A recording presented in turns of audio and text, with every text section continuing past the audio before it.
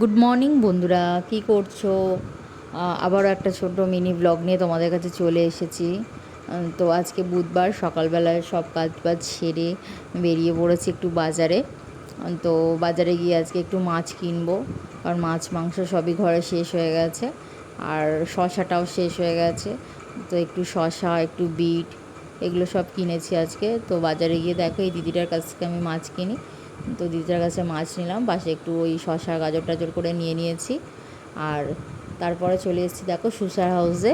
সুসার হাউসটা তোমরা আমার এলাকায় যারা যারা থাকো, আমার পরিচিত, তারা সকলেই চেনেন যে ওখানে কী কী পাওয়া যায়।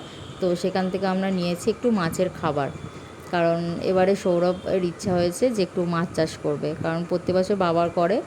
তো এবারে ওর ইচ্ছা হয়েছে যে ও করবে মাছ। তো তারই খাবার নিয়ে এসেছি, একটু বড় বড় দানা আর একটু ছোট ছোট দানা। ছোট মাছের জন্য ছোট দানা আর বড় মাছের জন্য বড় দানা। তো দুটো দানা দেখো ভাগ ভাগ করে নিয়েছে, আর মাছগুলোকে দিতে শুরু করে দিয়েছে। দেখো কী সুন্দর লাগছে। আর আজকে সত্যি কথা বলতে খুব রোদ, এতটাই রোদ, মানে মানে বীভৎস গরম, বীভৎস রোদ।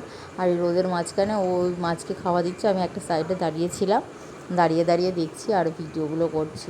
আমার খুব ভালো লাগে, বাট এতটা রোদে দাঁড়াতে মানে কি বলবো, ভালো লাগছিল না, তো সাইডেই দাঁড়িয়েছিলাম। আর ও দেখো পুরো পুকুরটা, এইটা হচ্ছে আমাদের মানে সাইডেই পুকুরটা রয়েছে, আর ওইখান থেকে আমাদের বাড়িটা দেখা যাচ্ছে দেখো। আর মাছগুলোকে দেওয়ার পর কী সুন্দর মাছগুলো খাচ্ছে। বড় মাছগুলোকে দেখা যাচ্ছে কিছু কিছু মাছ, আর ছোটো মাছগুলো ধারে ধারে যে কই মাছগুলো হয় না, ছোটো ছোটো মাছ থাকে, ওই মাছগুলো সাইডে সাইডে সব ছোটো দানাগুলো খাচ্ছিলো। আর দেখো এই মাছগুলোকে আমি একটু অল্প করে ক্লিপ নিয়েছি, তো কীভাবে ওরা খাচ্ছে, বেশ ভালোই লাগে দেখতে এগুলো। গ্রামের সাইডে তো সবার বাড়িতে বাড়িতে পুকুর রয়েছে, খুব সুন্দরভাবে তারা চাষ করে। আমরাও খুব একটা মানে শহরে থাকি না যদিও, মফস্বল এলাকা।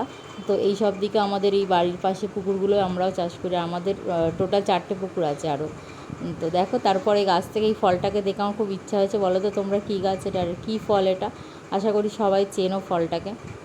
তো আমার ভিডিওগুলো দেখার জন্য তোমাদেরকে থ্যাংক ইউ। আর কমেন্টস করতে ভুলো না প্লিজ, তোমরা কমেন্টস করো, তাহলে খুব ভালো লাগে রিপ্লাই করতে। আর চলো ঘেমে নে একাকার, টাটা, থ্যাংকস ফর ওয়াচিং।